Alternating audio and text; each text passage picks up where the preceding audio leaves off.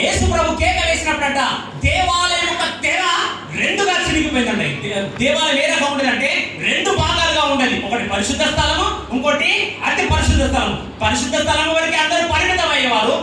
అతి పరిశుద్ధ స్థలానికి యాజకుడు కాకుండా ఇంకా ఎవరు కూడా వెళ్ళేవారు. అటువంటి సన్నివేశంలో యేసు ప్రభు ప్రాణం ఎక్కడ విడిచిందో గొల్గొతా కొండ మీద తన యొక్క ప్రాణం ఇచ్చాడు. ఈ సంఘటన ఎక్కడ జరిగింది? యెరూషలేములో ఉన్నటువంటి మందిరంలో ఏం జరిగిందంట? రెండు పాయలుగా ఆ యొక్క తెర అనేది విడిపోయింది. అందులో ప్రభావితం కనబడుతుంది. ఈ రోజు నేను ఆయన మందిరానికి రావడానికి గల కారణంలో ఒక కారణం ఏంటంటే ఆయన మనకి ఇచ్చినటువంటి ఆ దర్శనం, ఆయనకి ఇచ్చినటువంటి ఆ యొక్క తెర చిరిగిపోవడం బట్టి ఈ రోజు నేను రక్షింపబడ్డా. ఇది అతి ప్రాముఖ్యమైనటువంటిది. ఎంతో మందికి లేనటువంటి ధన్యత, ఎంతో మందికి లేనటువంటి అర్హత, ఎంతో మందికి లేనటువంటి ఆధిక్యత ప్రభు నీకు ఇచ్చాడు. తన స్వరంతరించబడిన నా సంఘము. అపోస్తలుల పౌలు రాసు ఈ సంఘం అంటే ఎవరిదంట? తన స్వరత్వం ఇచ్చిన ఆయన సంఘం. ఎవరి సంఘం కాదు, ఆయన సంఘం.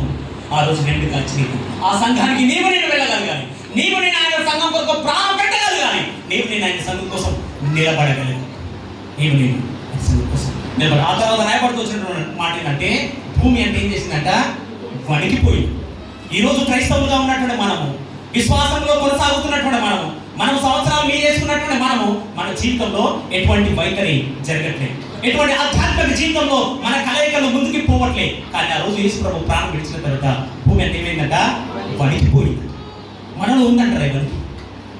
మనలో వినే భయభక్తి ఉందంటారా? మనలో ఇటువంటి కలయిక మన జీవితంలో కలుగుతుందంటారా? మన జీవితంలో ఏమైనా స్పర్శ కలుగుతుందంటారా? ఇది కలగదు. కానీ ఆ రోజు యేసు ప్రభు ప్రాణం విడిచినప్పుడంట భూమి అంట వణికిపోయింది. ఆ తర్వాత రాయబడింది బండలు అంటే ఏమైపోయినట్ట?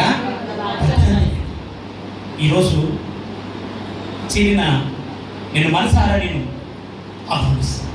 నీ హృదయం బండలాగా ఉండి ఈరోజు ప్రభుకి ఆ బండలో ఈ లోకంలో నేను ఏది కూడా పరలోక రాజ్యాన్ని తీసుకుంటూ ఏం పాజిటివ్ జరిగింది. నువ్వు పాటలు పాడుతున్నావా, ప్రార్థన చేస్తున్నావా, మందిరంకి వస్తున్నావా, ఇంకోటి చేస్తున్నావా, అన్నీ కూడా ఇవన్నీ ప్రాముఖ్యం కావాలి కావు. వీటన్నీ కూడా ప్రాముఖ్యం అని తెలిసి వీటికంటే ఎక్కువ ప్రాముఖ్యము నీ హృదయం అని తెలిసి ప్రభుకి ఇవ్వకపోతే నీలాంటి వ్యక్తురాలు, నీ వంటి వ్యక్తులు మరొకరు. ఇది నా హృదయ ఆంతర్యం నుంచి వేదనతో చెప్తున్నటువంటి మాట. అంగీకరించాలి.